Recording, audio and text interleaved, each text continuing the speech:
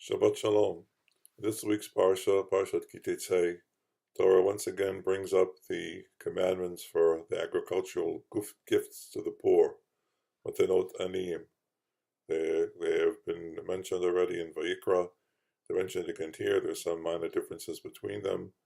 There's a list, not that long, of different things that we leave behind in the field so that the poor people can come afterwards and take them and use them to eat or to sell and buy what they need. And there's some that are particular to a vineyard and olive trees and so on. But these are, as a rule, called by Chazal by the general name of Leket, Shechecha, and Peah, three main, things that we simply leave behind, things that fall out of our hands while we're harvesting, or then we also leave a corner of the field untouched so they can come in and take it. These are what we would call social commandments, social legislation, the things that are done to provide for the poor and for widows and orphans.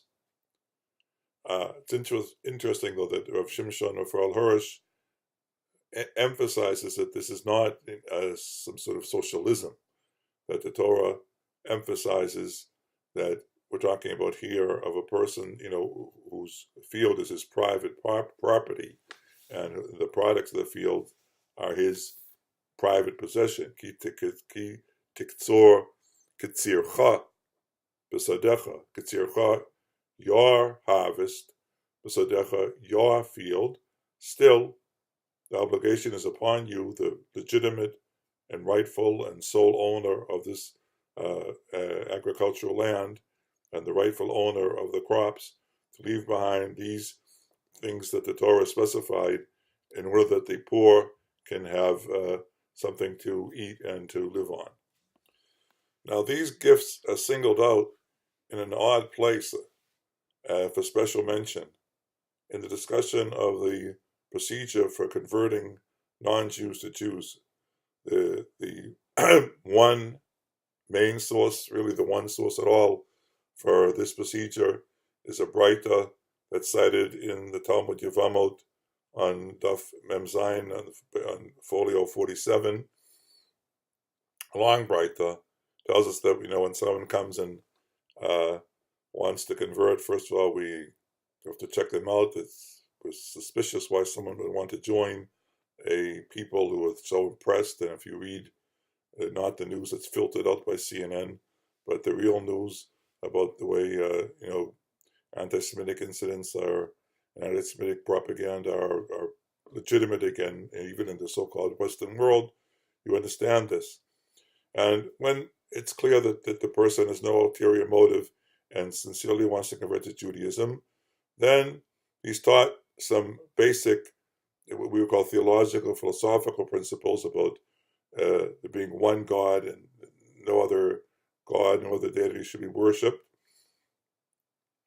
We tell him that the Breita and the Rambam afterwards says, miktzat, some of the more serious commandments, some of the more lenient commandments. I think by serious, it's clear from the subsequent discussion, he means those that carry heavy penalty. And then they single out modi'in lo avon leket shichcha upeyo matnot aniyim. In addition to mentioning, saying that we tell them some of the commandments, not really specifying which, then they specify that the potential ger, the potential convert, should be told about these agricultural gifts to the poor. And the question is why? Now, the Gemara itself asks, why are these mentioned?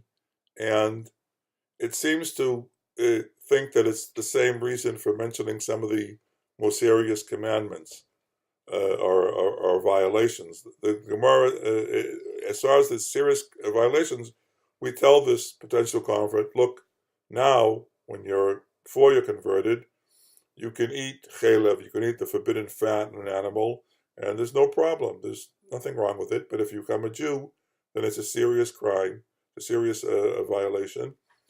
And now, before you convert, you can do whatever you want on the Sabbath. There's absolutely no prohibition, no reason why you can't, do whatever you want to do. But when you become a Jew, then at least technically speaking, formally speaking, desecrating the Sabbath is a capital crime.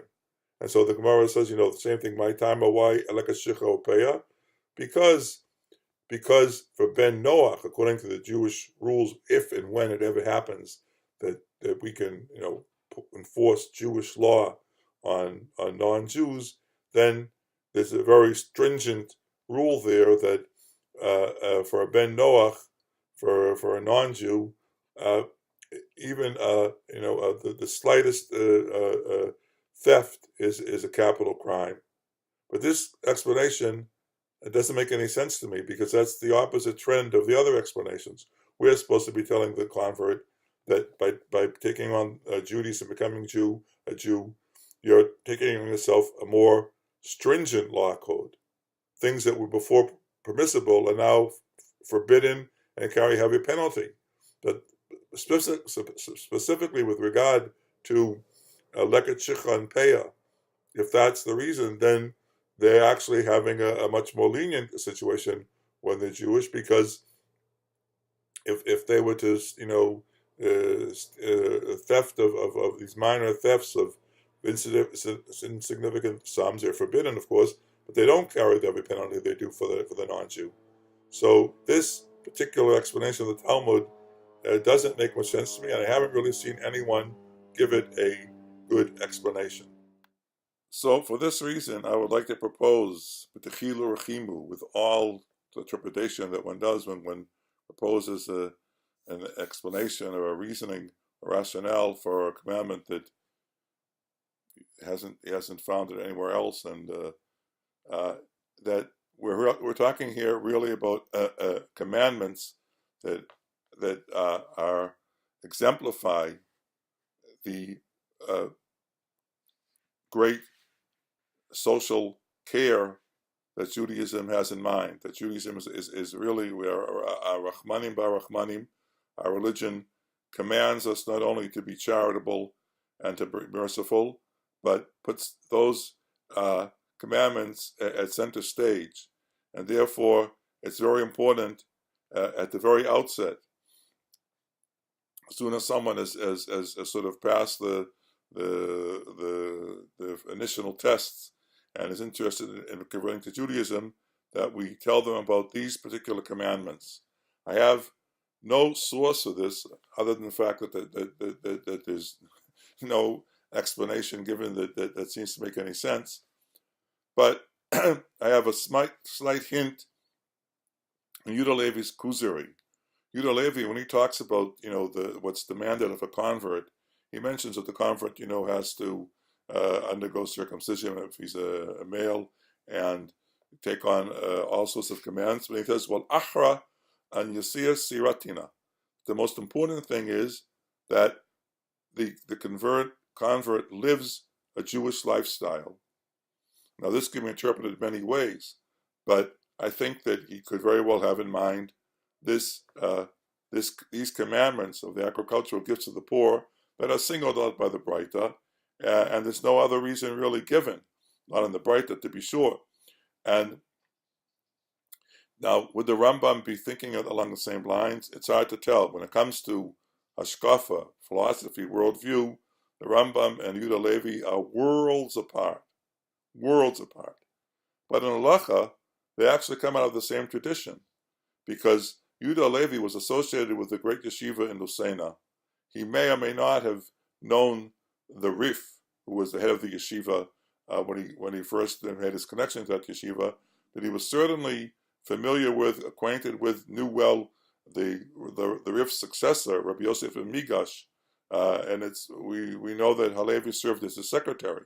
And of course, for the Rambam, the Rif, and especially Rabbi Yosef ben Migash, are his main authorities in terms of the direct tradition that he comes out of. His father, Rabbi Maimon Hadayan, belonged to the same generation of Rabbi Yosef ben Migash, to the Talmidei Harif, this generation that was wiped out when the Almohads, the Muwahidun, invaded the Iberian Peninsula and destroyed Jewish communities and killed many Jews. So the Rambam and Yehuda Levi are sort of, we would say today, come out of the same yeshiva. Not directly, your Rambam never studied in that yeshiva, and we're not sure how, just what connection Yehuda Levi had with him, but they come from the same tradition, and perhaps this was a tradition that we haven't seen written out, or I haven't seen anywhere in print, that the reason that these particular commandments are singled out to teaching, for instructing someone who is not yet a convert, but someone who is on the way to becoming a convert, is that we consider this social legislation, these rules that demand charitable acts on the part of Jewish landowners to be an essential part, a fundamental part of Judaism. Thank you very much, and Shabbat Shalom.